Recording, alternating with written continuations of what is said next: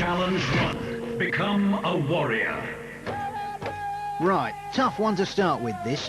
Even today, Papua New Guinea has nearly 800 tribes and boasts some of the most fearsome warriors the world has ever seen. I, surprisingly, am not much of a fighter, but was told that to be accepted, I would need to do two things: hunt down a bird of paradise and build a headdress from its plumage. To get myself prepared, I gate-crashed a local tribal celebration called a Sing Sing to find out how I measured up to the local tough guys. These Highland warriors are obviously strapping lads. There's no high-powered rifles for them when they go out killing. It's all stone axes, spears and bows and arrows, so that's what I'm going to have to use. I was already starting to blend in seamlessly and decided to put on a brave show for Britain against these made-up men of war. I think they're warriors. I've seen harder people in Swiss Cottage shopping centre. All right, fellas. Weedy. Poor excuse for a man. I wouldn't have him on my wrecking crew. He looks quite dangerous, actually. I'm not going anywhere near the old one. The wimps are holding hands. Call themselves warriors. Actually, I shouldn't really call them wimps, because they speak a language called Pidgin English, in which half the words are English and half the words are sort of tribal, and it's very unsure which of them they understand and which of them they don't. They are staring at me. In fact, I call them puffs instead. Puffs! Oh no, they didn't like that one. That's one word they do understand.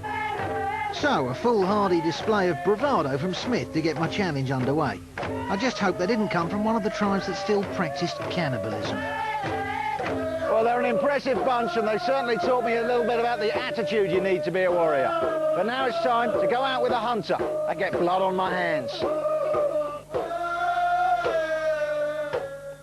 Well, now it's my turn to become a warrior. The first thing I've got to do is pay the hunter who's going to be taking me out in the jungle and turning me into a man. Nothing straightforward over here. Instead of a cash point card, I'll be using one of these. Pigs are the unofficial currency of Papua New Guinea. The more pigs you have, the wealthier you are and the greater the respect you will receive in the community. So I picked myself a little one to pay for my warrior trainer and dragged it kicking and screaming to his hut across the village. Excellent. That's a signed, sealed contract in this country. You're going to take me out hunting now? Okay. Make me a man. All right. My hunter, Noah, was convinced he would be able to achieve the impossible and make a warrior out of me. So off we went with his young son in tow to hunt and gather ourselves some wood for a bow and arrow. It's been raining all morning. This has turned into pretty rough country now. There's mud all over the place. It's like the trenches in the First World War. Good news is Noah seems to have found somewhere to stop, so... This one, Lord. This one?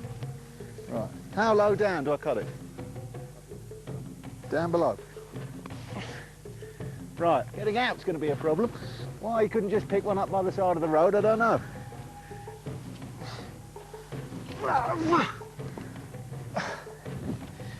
Am I a warrior yet? I think that means no. I tried my best, but unfortunately Noah soon lost faith in my manly survival skills, so he took charge of building the bow.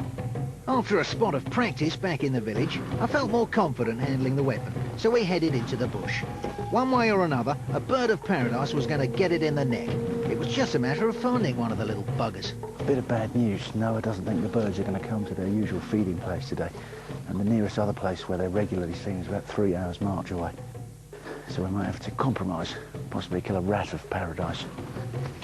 On second thoughts, it was a bad idea to give up on my very first challenge, because then I'd be guaranteed to get a nasty forfeit at the end of the show. So we trekked on through some of the most challenging terrain on the planet. Luckily, I'm as fit and nimble as a mountain goat. I rest my case. I will piss myself laughing if those girls fall in there. Cowards. At last, after nearly 6 hours of knee-deep mud and blistering heat, we finally found our prize, and there was no way I was going to leave empty-handed. Noah's spotting one in a branch down there. It's quite small. It doesn't seem very brightly coloured, but he seems to think it's a bird of paradise, so I'm going to have a pop. Let's see if that practice paid off.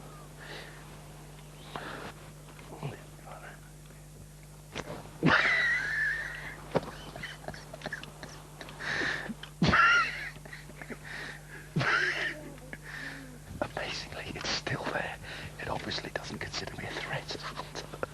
So we'll have another go.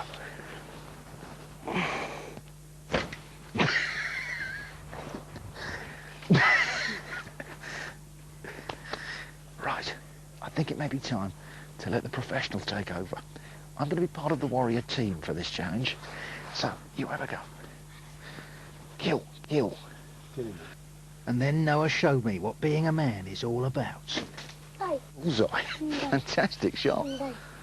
Oh my God. I'll go and get it.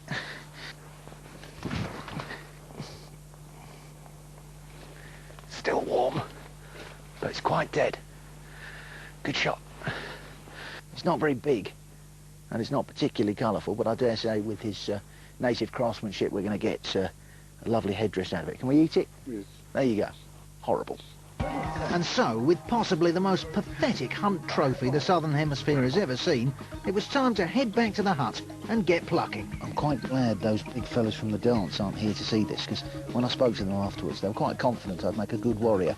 As it is, I couldn't get the arrow out of the bow, and I've caught something a mouse could beat up in a fight. And after all my hard work, it was time at last to become a warrior and be crowned with my glorious ceremonial headdress. But tragically, as Noah got to work, it soon became obvious that even he thought I hadn't come remotely close to making the grade. Well, I don't need a mirror to know how good this looks. It's pretty obvious I've failed this challenge, and it's been an abject failure. I've never worked harder, tramping up and down those muddy hills, falling over all the time, getting rained on, bitten by insects, all for this. Not even as though I've got much to eat. So, 1-0 to Papua New Guinea. And whatever happened, I was going to have to do a forfeit. Now it was just a matter of damage limitation and keeping the hideousness of my impending punishment to a minimum. Go on, give us my next challenge. Anyone want a leg?